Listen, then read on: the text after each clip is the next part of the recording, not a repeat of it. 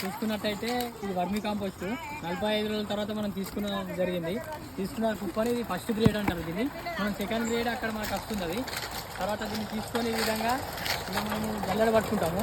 ఏ విధంగా చూపించాలి, ఇలా జల్లెడ పట్టుకుంటాం.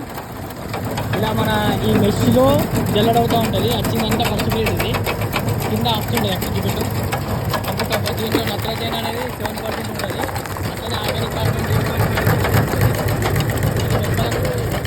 వర్మీ కాంపోస్ట్ చాలా ఎదుగుదల పోషకాలన్నీ ఎదుగుదలకు ఉపయోగిస్తుంది.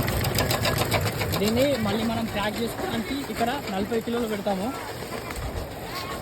40 కిలోలు వెయిట్ చేసుకొని దీన్ని కట్ చేసి ఇది 10 రూపీస్ పర్ కేజీ అమ్ముతాం మనము.